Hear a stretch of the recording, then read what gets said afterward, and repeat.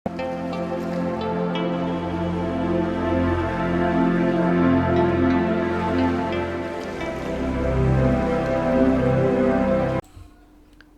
दोस्तों, हम हैं पूर्व जन्म की कहानियों के कथावाचक, past life regression expert, life and leadership coach Hitesh Chhabra. प्यारे दोस्तों, हमारे आज के इस वीडियो के अंदर हम एक ऐसी बहन का पूर्व जन्म का केस आप सभी के सामने प्रस्तुत करने जा रहे हैं जिनको हमेशा से ऐसा महसूस होता हुआ आया है कि जैसे उनके पीछे कोई खड़ा रहता है, पीछे खड़े होकर के उनको देखता रहता है, पीछे खड़े होकर के उन सबको देखता रहता है जिनको ये देखती हैं। ये जिस तरफ देखेंगी, जो उनके पीछे खड़ा है वो भी उसी दिशा के अंदर देखेगा, और अगर ये कहीं नहीं देख रही होंगी तो वो जो पीछे खड़ा हुआ है वो इनको देख रहा होगा।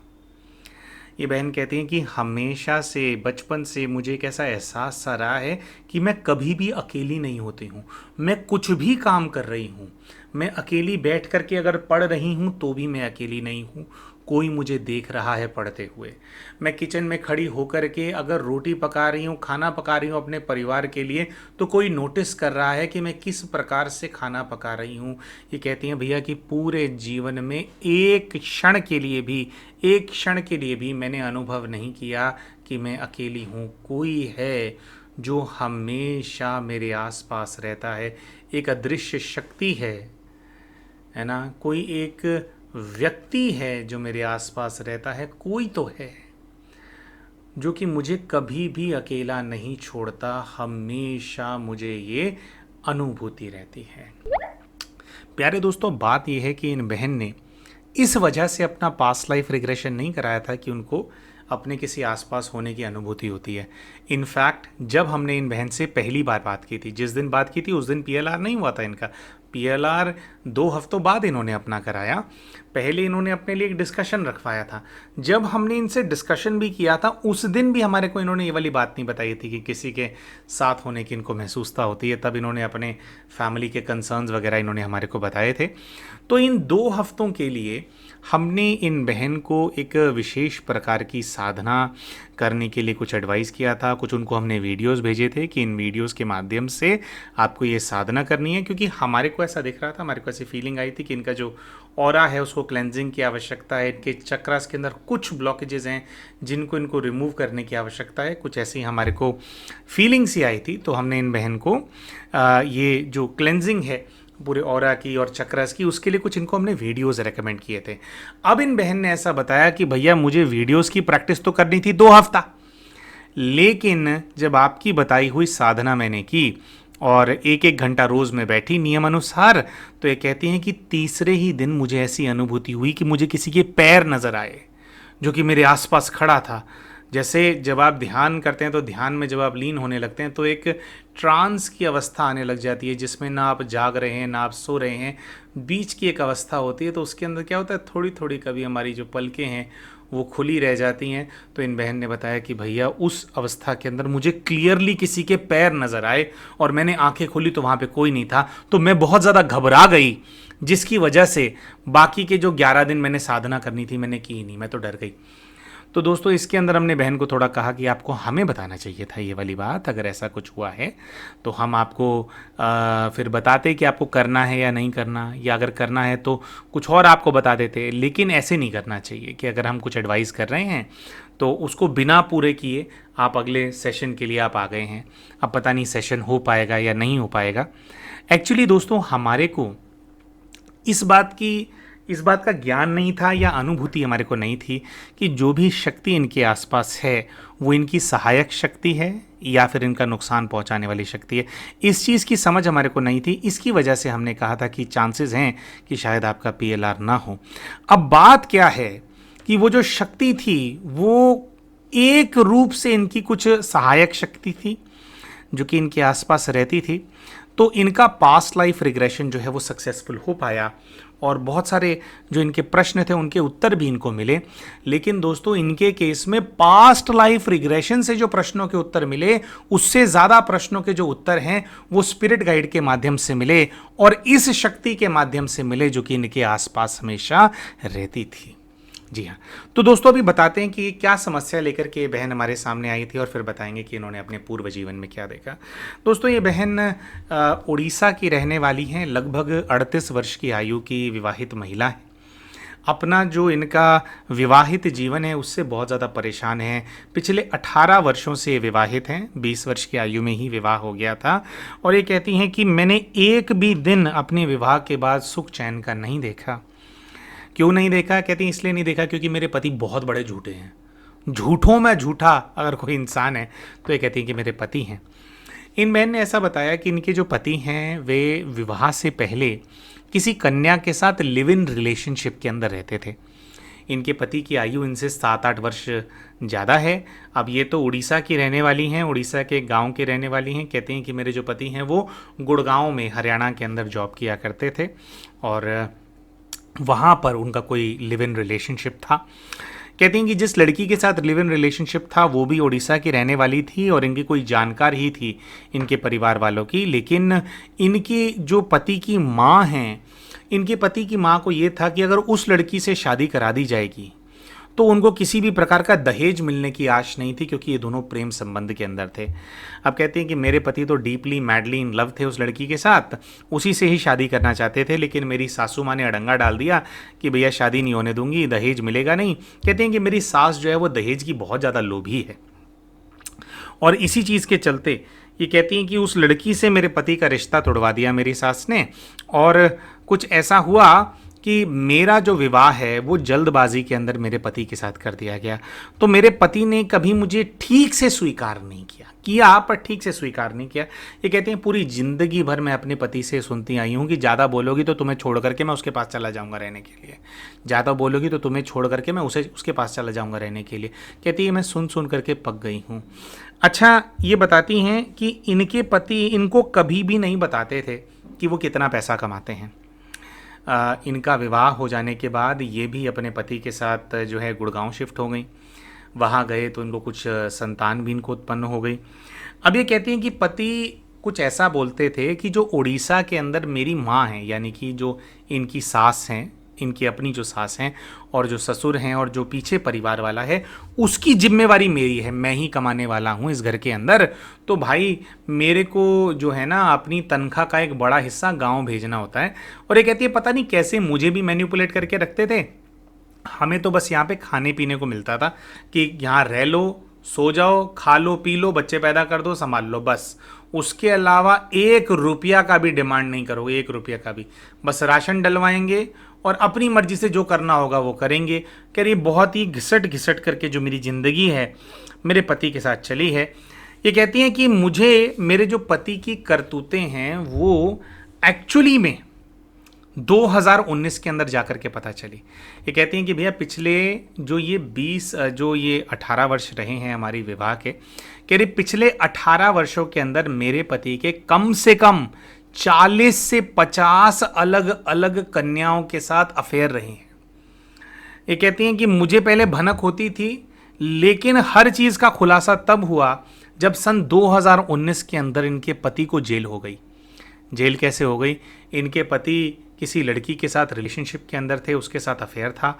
उस लड़की के साथ इनके पति का कुछ विवाद हो गया और उस लड़की ने इनके पति के ऊपर रेप का केस लगा दिया और उस रेप के केस के चलते इनके पति को जेल जाना पड़ा।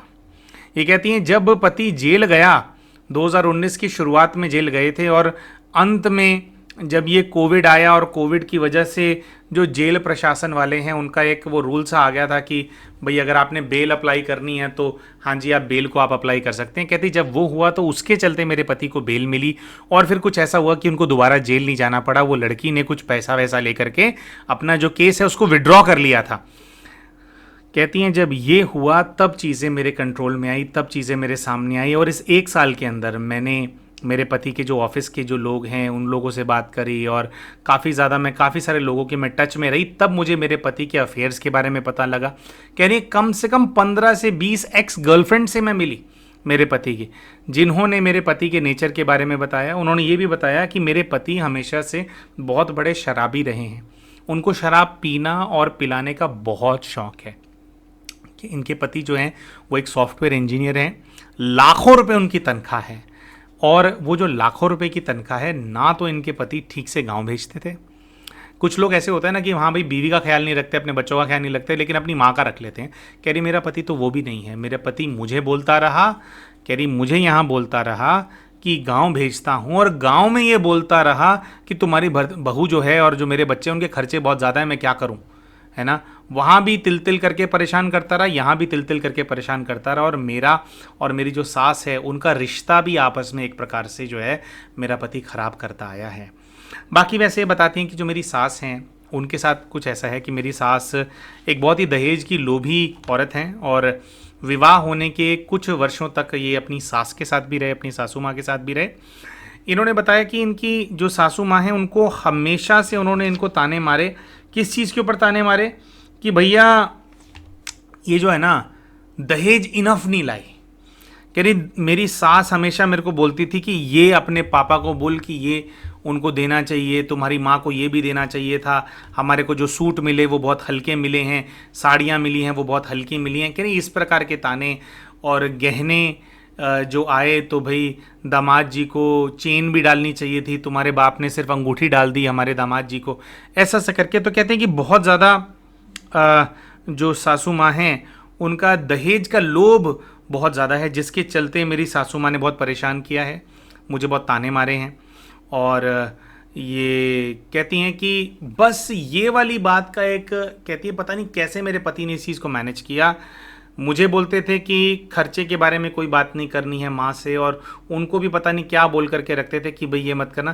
कह रही मेरी सास और मेरे बीच में हमेशा क्लैश सा रहा। एक सास लेकर के तो आई मेरे को ब्याह करके, लेकिन उसके मन में नापसंदी सी मेरी रही, और मेरे पति ने हमेशा बरकरार रखी वो नापसंदी मेरे प्रति। बस सारा जो गेम था वो इसी चीज़ का गेम था कि मेरे पति को खुल करके अय्याशी करनी थी। ये कहती हैं कि अगर मैं अपने पति को मना करती थी ना कि भैया तुम ये मत करो, तो मेरा पति पता क्या करता था, छोटे छोटे मेरे बच्चे हैं उनको उठा करके बाहर फेंकने के लिए चला जाता था कि इनको मैं छत से नीचे फेंक दूंगा। जैसे फ्लोर के अंदर रहते होंगे तो बालकनी में ले जाता था कि यहाँ से भी इसको फेंक दूँ। कहती तो मैं बहुत ज़्यादा डरती थी, बहुत ज़्यादा घबराती थी कि मैं क्या करूँ। लेकिन ये कहती हैं कि मेरे साथ हमेशा ऐसा रहा है कि अगर कोई भी मेरे साथ कुछ करता है ना, उसके साथ उसका ना डबल बुरा हो जाता है।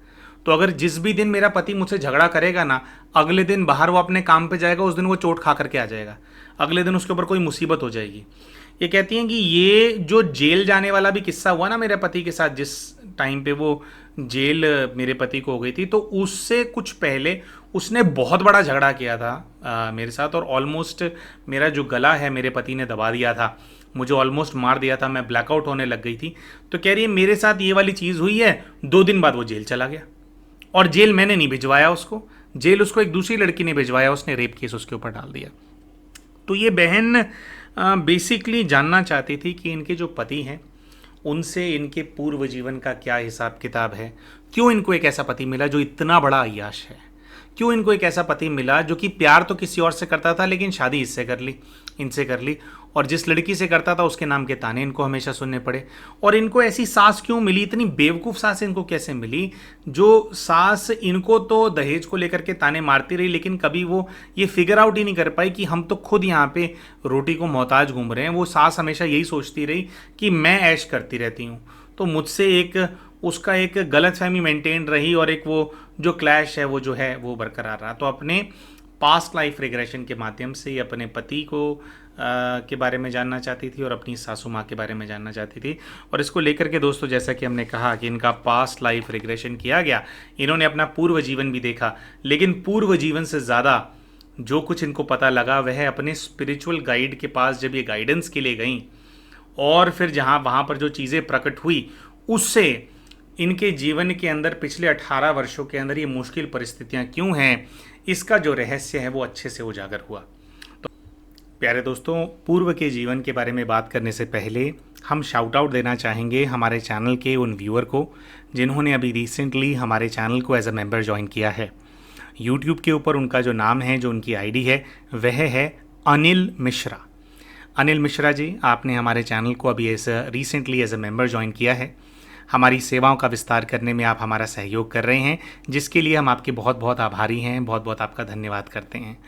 प्यारे दोस्तों, अगर आप भी अनिल मिश्रा जी की तरह हमारे चैनल के मेंबर बनना चाहते हैं, हमारी सेवाओं का विस्तार करने में हमारा सहयोग करना चाहते हैं, तो आप इस वीडियो के नीचे दिख रहे जो ज्वाइन बटन है उसको आप दबा सकते हैं और उसका इस्तेमाल करके आप भी हमारे चैनल के मेंबर बन सकते हैं।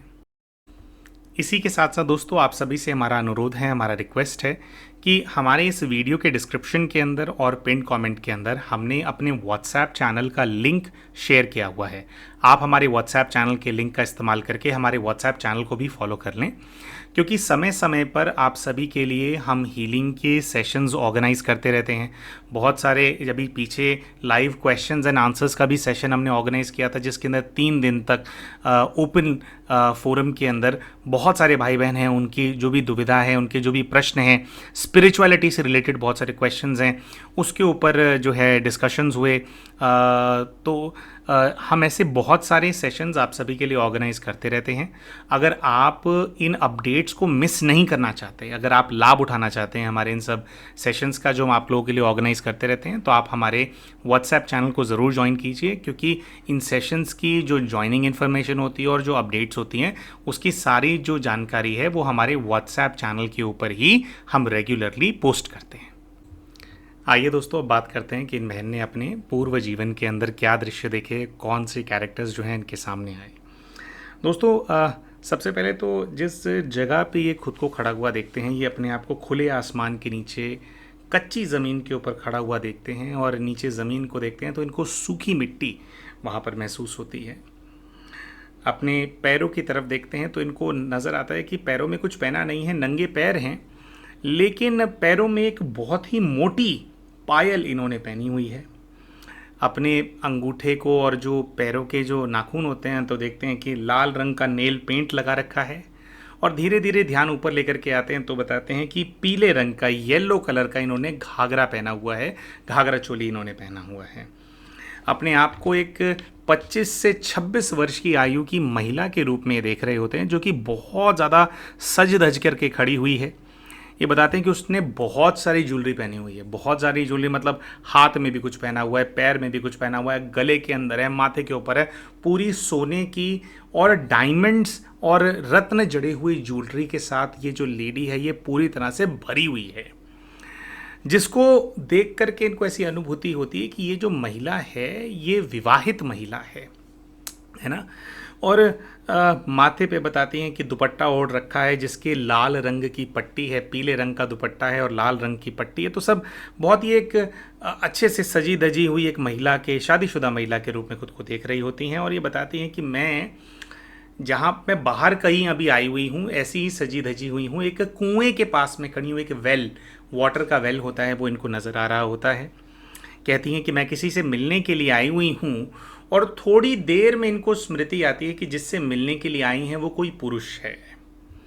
अच्छा, वो जिस पुरुष से मिलने आई हैं, तो ये जैसे जैसे PLR के अंदर सीन आगे प्रोग्रेस करता है तो ये देखते हैं कि वो सामने से चल करके आ रहे हैं, और जो पुरुष सामने से चल करके आ रहा होता है उसको ये डिस्क्राइब करती हैं कि उसने ऊपर कुर्ता पहना हुआ है सफ़ेद रंग का, सफ़ेद रंग के कुर्ते के ऊपर काले रंग की जैकेट है और नीचे लाल रंग की लुंगी पहनी हुई है।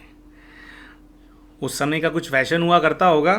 तो इस प्रकार से ये लड़के को डिस्क्राइब करती हैं और ये कहती हैं कि मैं इस लड़के से प्यार करती हूँ। हम इनसे पूछते हैं कि प्यार करते हो, कब से प्यार करते हो इस लड़के से, तो बताती हैं कि पिछले 5 से 6 साल, 5 या 6 साल से मैं इस लड़के से प्यार करती हूँ और मैं इससे यहाँ पर मिलने के लिए आई हुई हूँ। हम इनसे यहाँ पर एक प्रश्न पूछते हैं कि आपने तो कहा कि आप विवाहित हैं, तो क्या ये आपके पति हैं? तो कहती कि नहीं, ये मेरा पति नहीं है। हम इनसे पूछते हैं कि विवाह हुआ, उसके बाद प्यार हुआ, या पहले से प्यार करते थे और उसके बाद विवाह हुआ? तो ये बताती हैं कि मेरे विवाह को 15 वर्ष हो चुके हैं, 15 साल हो चुके हैं। मैं जब केवल 10 साल की थी मेरा विवाह हो गया था, और 5 साल के अंदर ही मुझे मेरे घर से विदा कर दिया गया था। तो जब मैं 15 साल की थी तो अपने ससुराल में आई थी, और लगभग 20-21 वर्ष की रही होंगी जब ये लड़का मुझे मिला था। हमारे गांव के अंदर एक मेला लगा था, उस मेले के अंदर मैं गई थी और ये लड़का मुझे वहाँ पर मिला था। तो कहती है मेरी शादी को हो चुके हैं 15 वर्ष, और ये जो लड़का है इससे मैं पिछले 5 वर्षों से प्रेम करती हूँ। तो कहती हैं कि वो मुझसे मिलने के लिए आया है और हम पूछते हैं कि क्या बात कर रहा है, मिलने के लिए आया। तो कहते हैं कि वो गुस्से में है, मुझ पे बहुत गुस्सा कर रहा है, मैंने कुछ नहीं किया, ऐसे ही गुस्सा कर रहा है। तो हमने कहा कि आगे बताइए। तो कहती है मैं उससे मिलने नहीं गई इसलिए गुस्सा है, पहले उसने मुझे बुलाया था तब मैं नहीं गई थी, इसके बुलाने के कई दिनों बाद आज मैं इससे मिलने के लिए आई हूं। तो ये गुस्सा है कि जब मैंने पहले बुलाया तो तब तुम क्यों नहीं आई। हम इनसे पूछते हैं कि ये जो लड़का है ये कौन है, आपका जो पति है वो कौन है, थोड़ा बताइए। तो कहते हैं मेरा पति बहुत बड़ा आदमी है, जिस गांव में हम हैं उस गांव का ज़मींदार है, बहुत बड़ा आदमी है। और हम पूछते हैं कि ये लड़का कौन है, उठाई गिरा है, क्या है ये, मतलब क्योंकि अमूमन तौर पे ऐसा ही होता है ना कि आप ऐसी स्टोरी देखने में आती है कि आप अमीर घर के हैं लेकिन किसी से प्रेम हो गया, वो बहुत आपसे वीक हैं फाइनेंशियली। तो ये कहती है नहीं ऐसा कुछ नहीं है, ये भी बहुत बड़े घर का लड़का है और ये मेरा पति गांव का ज़मींदार है और ये गांव का गुंडा है बहुत बड़ा। हम इनसे पूछते हैं कि ये गांव का गुंडा है, कहती हैं हाँ। और तो हम इनसे पूछते हैं क्या इस वजह से आपको ऐसी पर्सनालिटी पसंद है, क्या है, क्यों आपने इससे शादी करी। कह रही नहीं वैसे ही बोल रही हूँ ये तो मैं बात, बस ये है कि इसका दबदबा बहुत है गांव के अंदर, तो शायद इसी वजह से इसमें इतनी हिम्मत थी कि ज़मींदारों की जो बहू है उसके साथ इसने अफेयर कर लिया, मेरे साथ ये अफेयर के अंदर है, मुझे बहुत पसंद है और ये भी मुझे बहुत ज़्यादा पसंद करता है। फिर ये इनकी थोड़ी स्मृति विस्मृति हो जाती है, कुछ इनको एक नई स्मृति जागृत होती है। कहती हैं कि जब मेरी शादी हो गई थी और मेरा गौना नहीं हुआ था तब भी मैं इसको जानती थी, शायद ये किसी बिल्कुल आसपास के गांव की रहने वाली कन्या थी। ये कहती मैंने अपने घर वालों को कहा था कि मेरी शादी इस लड़के से हो सकती है क्या, ये बात मैंने प्रस्ताव रखा था मेरा गौना होने से पहले। तो कहती मेरे घर वालों ने मुझे चुप करा दिया था कि तेरी शादी कराई जा चुकी है, हो चुकी है, तो अपना मुंह बंद रखो, हमारी इज्जत का सवाल है और वैसे भी वो लड़का गुंडा है, गुंडे के साथ तेरे को हम नहीं ब्याएंगे। तो कहती है ऐसा हुआ और उससे जो है फिर कोई भी कहीं पर भी कोई बात आगे वो नहीं हुई। तो बट कहती हैं कि अब ये मेरा बॉयफ्रेंड है और बस ये कहती हैं कि ये मुझसे गुस्सा है कि क्योंकि मैंने शायद इसको ये बात बताई है कि मेरा गौना होने से पहले भी मैंने तुम्हें देखा था और तुम मुझे कुछ पसंद आए थे। तो कहती हैं कि वो कहता है कि जब तुम्हें पसंद आया था तो तुमने शादी क्यों करी, तुम क्यों गए अपने पति के घर। तो कहती हैं कि ये सारा हमारा डिस्कशन हो रहा है और ये लड़का मुझे भागने के लिए बोल रहा है, कह रहा है कि हम भाग जाते हैं, लेकिन मैं मना कर रही हूँ, कह रही कि नहीं भागना नहीं, बहुत ज़्यादा बदनामी हो जाएगी। और कह रही नहीं मैं भागूंगी नहीं, ऐसा ऐसा कुछ बोल करके कह रही है कि वो बहुत फोर्स कर रहा था, मेरा हाथ उसने पकड़ा हुआ था तो मैंने उसका हाथ झटका और मैं वहाँ से चली गई कि तुम पागल हो गए हो, फालतू बातें करते हो, तो ये सब नहीं हो सकता। घर आती हैं, घर के अंदर इनको सारे रिश्तेदार और वहाँ पे कौन से रिश्ते हैं सब नज़र आने लगता है। हम इनसे पूछते हैं कि पति बताइए, तो पति ज़मींदार है ये तो ये बता ही चुकी थी। कहते हैं कि पति से ठीक ठीक रिश्ता है, पति बुरा आदमी नहीं है, अच्छा आदमी है। मैं डरती हूँ कि कहीं उसे मेरे अफेयर के बारे में ना पता चल जाए, उसके दिल पे क्या बीतेगी, तो वो पति को लेकर के भी कुछ कंसर्न है। ये कहती हैं कि मेरे बच्चे नहीं हैं because I don't want kids and husband doesn't say anything. तो पति कुछ कहता नहीं है, काफ़ी समय हो गया है मेरे विवाह को, 10 साल हो गए मुझे ससुराल में रहते हुए, लेकिन आज तक बच्चे नहीं हुए। पति कुछ कहता नहीं है इस चीज़ के बारे में। अच्छा अब दोस्तों क्या होता है, जब पीएलआर का सेशन हो रहा होता है ना, उसमें ना स्मृतियाँ धीरे धीरे सामने आती हैं। जैसे एक फैक्ट खुल गया कि बच्चे नहीं हैं और पति कुछ नहीं कहता, अभी किसकी वजह से बच्चे नहीं हैं, क्यों नहीं हो रहे, अभी ये बात नहीं खुली है। तो धीरे धीरे आगे प्रोग्रेस करेगा सेशन, तो धीरे धीरे चीज़ें खुलती हैं और धीरे धीरे जब ऐसे आगे बात खुलती है तो ये बताती हैं कि जो मेरा पति है, मेरे पति को कोई मेडिकल इशू है, वो बच्चे पैदा नहीं कर सकता और मेरा पति अंदर ही अंदर इस चीज़ को लेकर के एम्बैरेस्ड भी है। हम इनसे पूछते हैं कि आपके पति के साथ ऐसी समस्या है तो उन्होंने विवाह क्यों किया आपके साथ। तो कहते हैं कि कुछ जो मेरी सास है और जो मेरे ससुर हैं वो समाज में अपनी प्रतिष्ठा को बना करके रखना चाहते थे, उनको बहुत ज़्यादा ये चीज़ स्ट्रेस करती थी कि उनके बच्चे के अंदर कुछ ऐसी कमी है। उनको पहले से पता थी ये बात, लेकिन फिर भी अपने मान इज्जत को बचाने के लिए उन्होंने जो है विवाह करा दिया। अब यहां पर ये बात थोड़ी थोड़ी आगे और खुलने लगती है कि जो इनके पति हैं, इनके पति को पता है कि इनका अफेयर है एक दूसरे मर्द के साथ, लेकिन वो चुप रहता है, वो कुछ कहता नहीं है। इसी के साथ साथ ये कहते हैं कि इनकी जो सास है और इनकी एक ननंद है घर में जो अविवाहित है, ये कहती है कि उन दोनों को भी ये बात पता है कि मेरा अफेयर है, और मेरी ननंद और मेरी सास को इस बात से बहुत ज़्यादा समस्या है, बहुत ज़्यादा प्रॉब्लम है, क्योंकि उनको ये है कि हमारे घर की जो बहू है वो बाहर किसी के साथ अफेयर कर रही है। इस चीज़ के चलते बहुत ज़्यादा बदनामी हो रही है। और कुछ ऐसा होता है कि इनकी सास जो इनको उस जीवन में नज़र आती है, उनको इनके ऊपर बहुत ज़्यादा गुस्सा है, क्योंकि वो कहती हैं कि इनकी, अच्छा मुंह पे नहीं कह रही हैं वो, लेकिन ये कहती है कि मैं सास की आंखें पढ़ रही हूँ, तो जैसे मुझे उसकी आंखों से वो भासना आ रही है कि जैसे वो कह रही हो कि हमारी बहुत बदनामी हो गई है, सबको पता चल गया है कि मेरा जो बेटा है वो बाप नहीं बन सकता, इसकी वजह से हमारी जो बहू है वो कहीं और मुंह मार रही है, उसका कहीं और अफेयर है। इसी प्रकार से, इसी लैंग्वेज के अंदर इन्होंने जो ये बात है रखी कि भाई सास के ये शब्द हैं, उसके मन की ये भावना है ना, तो आंखों से बहुत कुछ पता चलता है दोस्तों पीएलआर के टाइम पे। तो कहते हैं कि ऐसी भासना है, तो कहती हैं कि मैं अपने पति के साथ ज़्यादा समय फिर रह नहीं पाई। यही जो इनको दृश्य नज़र आया, जब लड़के ने इनको भागने के लिए कहा था, प्रपोज किया था, इन्होंने उसको मना कर दिया था। ये वहाँ पर लड़के को मना कराई तो कुछ ऐसा हुआ, उस लड़के के घर वालों ने फिर उसकी कहीं पर शादी करा दी, उसका विवाह हो गया, वो इनकी दुनिया से चला गया। फिर शायद वो लास्ट मीटिंग थी जब ये झटक करके आई और इनको घर पे आकर के ये सारी अनुभूतियाँ हो रही हैं, और कुछ ही समय के अंदर इनके सामने एक ऐसी बात आती है कि इनके जो पति हैं उसकी मृत्यु हो गई है। कैसे मृत्यु हुई?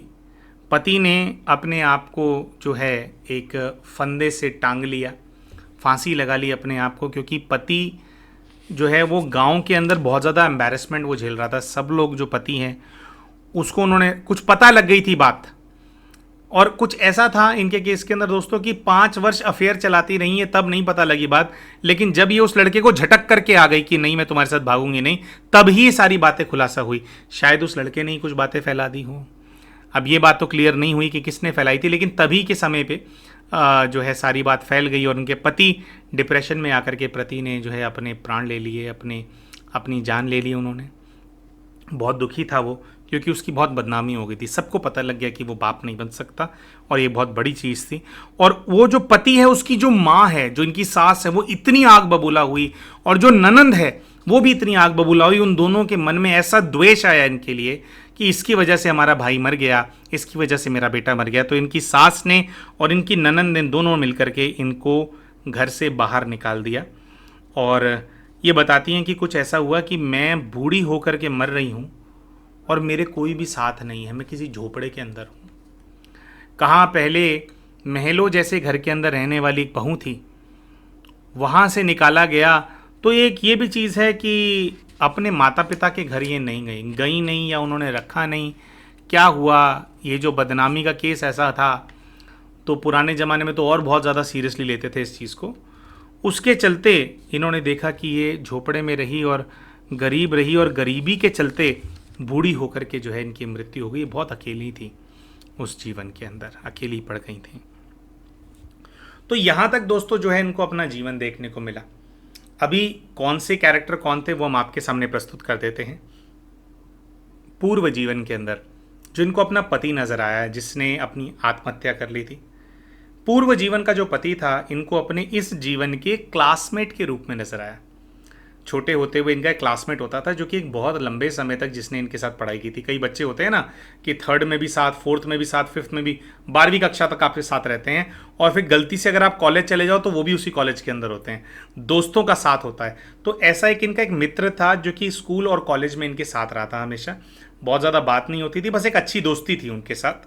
हाँ, बचपन से साथ में पढ़े हुए थे। उस लड़के को इन्होंने देखा कि उनके उस जीवन के अंदर वो पति था। पति की इनके प्रति शुभ भावना थी, इनकी भी उसके प्रति शुभ भावना थी, बस परिस्थितियां ऐसी हो गई कि उसने अपने प्राण ले लिए। जो इनको पूर्व जीवन के अंदर अपनी सास नजर आई, जिसको दुख था कि उनकी बदनामी होगी, बेइज्जती कर दी, उसको इन्होंने अपनी इस जीवन की सास के रूप में देखा। तब भी सास थी और अब भी सास थी। पिछले जीवन में इनको एक ससुर नजर आए थे अपने। ससुर का कोई बहुत ज़्यादा रोल नहीं था, लेकिन जो ससुर इनको नजर आए थे उनको इन्होंने अपने इस जीवन के बेटे के रूप में देखा। इनका एक बेटा है छोटा, उसके रूप में इन्होंने ससुर जी को देखा कि वो इस जीवन के अंदर इनके बेटे हैं। 10 साल का इनका एक बेटा है, उसको देखा ससुर के रूप में। अच्छा, एक ननंद इनको नजर आई थी पूर्व जीवन के अंदर दोस्तों। ननंद को इन्होंने इस जीवन के उस कन्या के रूप में देखा, उस लड़की के रूप में देखा जो कि इनके पति के साथ लिव इन रिलेशनशिप के अंदर थी, जिसका नाम ले लेके इनके पति इनको हमेशा बोलते थे कि तुझे छोड़ करके मैं उसके पास चला जाऊंगा। एक्चुअली में पति उनसे शादी करना चाहते थे। कहीं ना कहीं वो जो लड़की से जो इनके पति मिले और उससे जो विछोह हुआ इनके पति का, उसकी वजह से भी पति ने इनके साथ बहुत अत्याचार किया, इनके साथ दुर्व्यवहार किया, इनसे अच्छे से बात नहीं करी, और शायद शादी के बाद भी एक बहुत लंबे समय तक उस कन्या के साथ भी इनके जो पति हैं वो अफेयर के अंदर रहे थे। उसको इन्होंने अपनी पिछले जीवन की ननंद के रूप में देखा। अब बात करते हैं दोस्तों उस लड़के के बारे में। वो लड़का जिससे ये प्यार करती थी, जिससे ये मिलने के लिए जाती थी, वो लड़का जो कह रहा था कि तू भाग करके चले जा, उसको इन्होंने अपने इस जीवन के पति के रूप में देखा।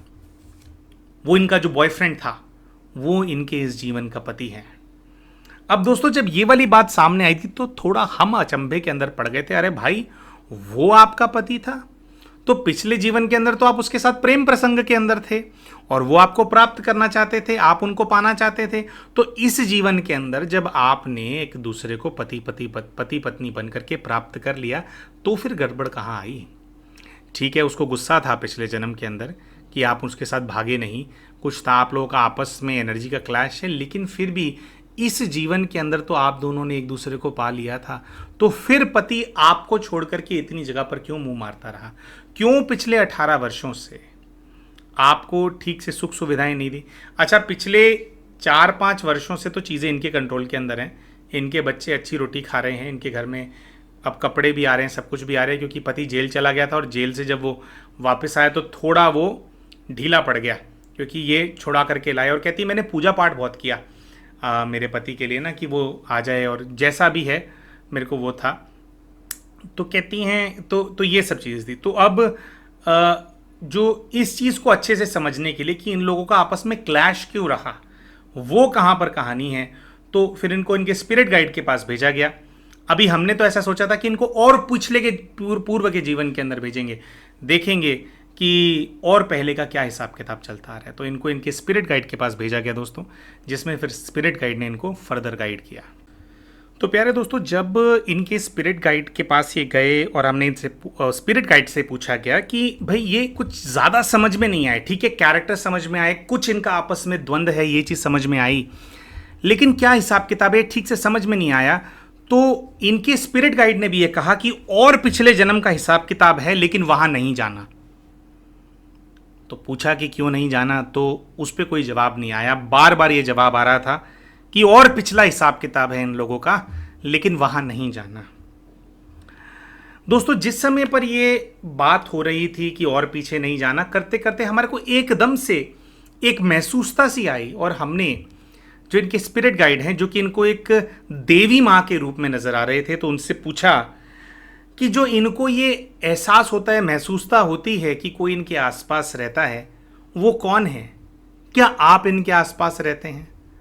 तो स्पिरिट गाइड के यहाँ से बात आई कि नहीं, वो मैं नहीं हूँ, कोई और है जो कि इस बच्ची से के साथ बहुत ज़्यादा जुड़ा हुआ है, वो रहता है इसके आसपास।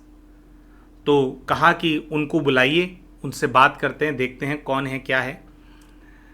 तो शुरू में जब ये बोला गया कि उनको बुलाना है, उनका आवाहन करना है, तो ये बहन कहने लगी कि वो मुझे ऐसी महसूसता आ रही है कि वो आना नहीं चाहता सामने। कोई पुरुष है, मतलब कोई सोल है, बट वो पुरुष के रूप में थी जब वो आत्मा बना, तो वो आना नहीं चाहता है।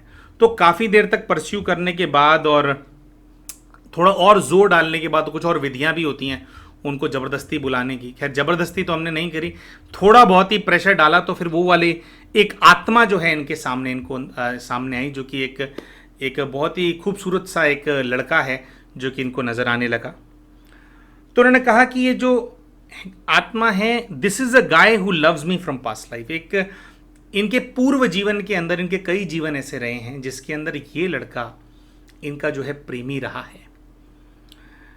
और अभी का जो पास्ट लाइफ इन्होंने देखा था उसके अंदर एक इनके प्रेमी इनके इस जीवन के अंदर पति थे, और वो था एक पति वैसे था। ये कहती हैं कि मेरे को अभी जब ये लड़का, ये आत्मा मेरे सामने खड़ी है, तो बहन ने बोला कि मुझे ऐसी फीलिंग आ रही है कि पिछले जन्म में जो मेरा प्रेमी था ना, वो प्रेमी जरूर था लेकिन उससे कोई बहुत ज्यादा प्यार नहीं था मेरे को। मुझे प्यार इससे महसूस हो रहा है, ये जो मेरे सामने अभी खड़ा है।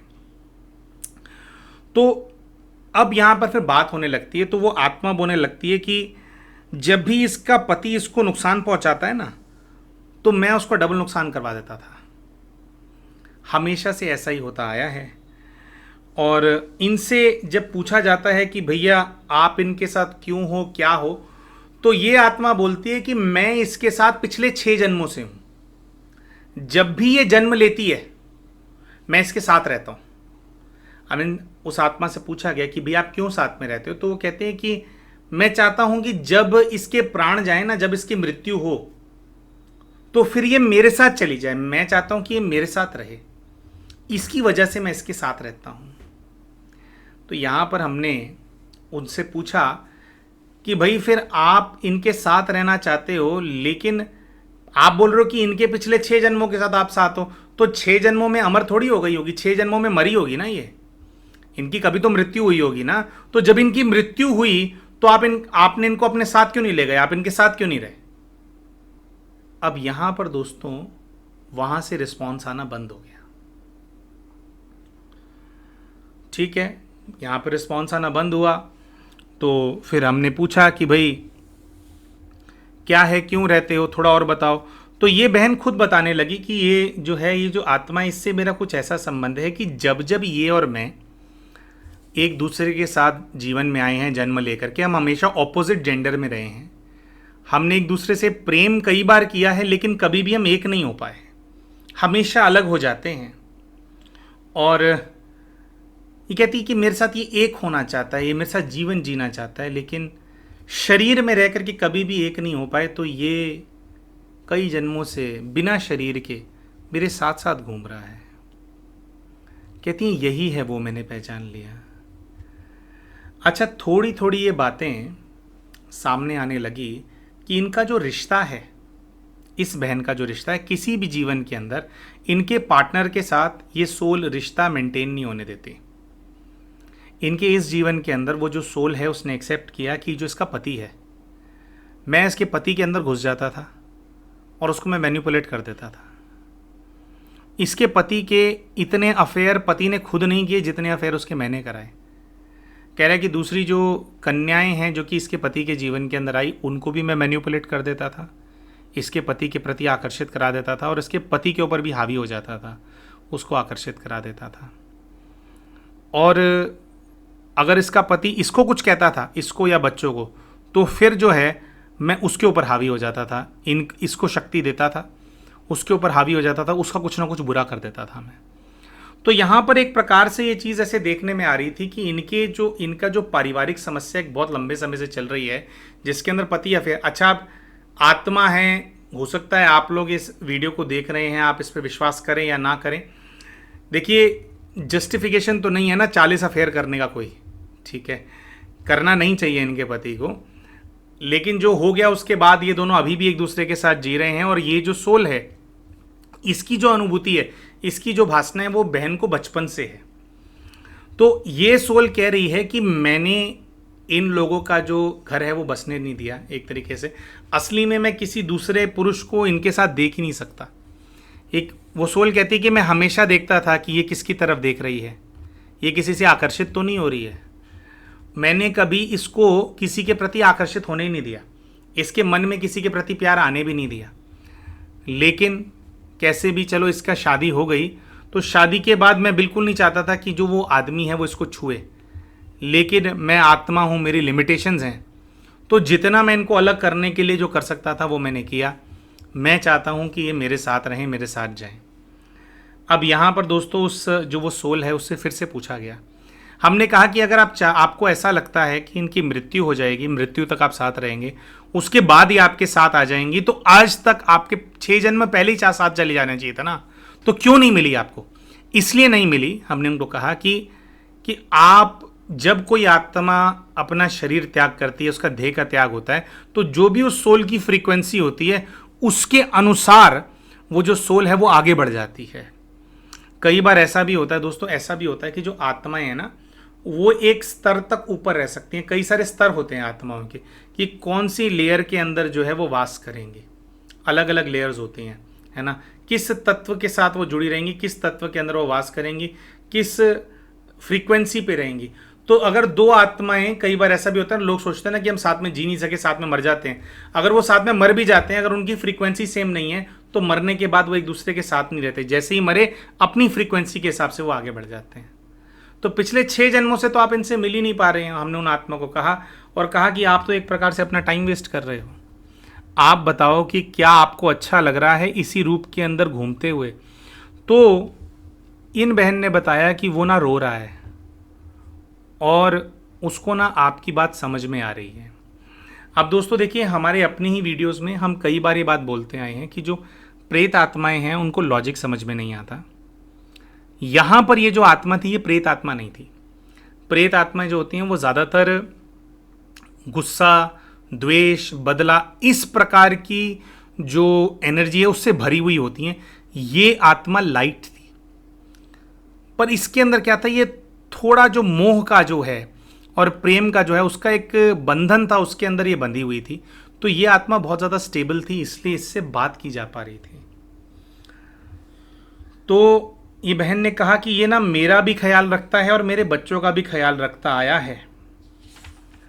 हमने इनसे पूछा कि भाई वो ख्याल रखता आया हुआ है, लेकिन आप क्या चाहते हो कि वो आपके साथ बंधा रहे, वो मुक्त ना हो। तो इन बहन ने ऐसा कहा कि भैया जब भी आप ये बात बोल रहे हो ना कि वो मुक्त हो जाए, वो चला जाए, तो मुझे ऐसी फीलिंग आ रही है कि जैसे मैं बिल्कुल अकेली पड़ जाऊंगी, ये चला गया तो यही तो एक मेरा सहारा है। यहाँ पर जो इनके स्पिरिट गाइड हैं वो काफ़ी इंटरवीन कर रहे थे। स्पिरिट गाइड बार बार बोल रहे थे कि इस बच्चे को अब चले जाना चाहिए, तुम चले जाओ, मैं तुम्हें ऊपर भेज दूंगी।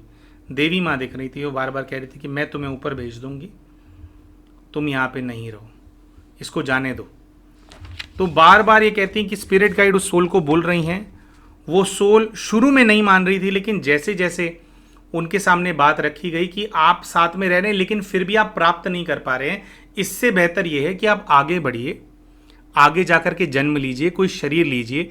इन बहन का जब दोबारा जन्म होगा तो आप दोनों के पास शरीर होगा, तब आप दोनों की आत्माओं की जो पुकार है, आपके चांसेस है कि आप एक दूसरे के साथ मिल सकें, किसी ना किसी रूप में, किसी ना किसी रोल में आप आगे बढ़ सके। अगर आप ऐसे ही आत्माओं की योनि के अंदर घूमते रहोगे तो कभी भी आप इनको, एक दूसरे को आप दोनों प्राप्त नहीं कर पाओगे। ऐसे ही आपको वो दिखेंगे नहीं, इसी तरह से चलता जाएगा।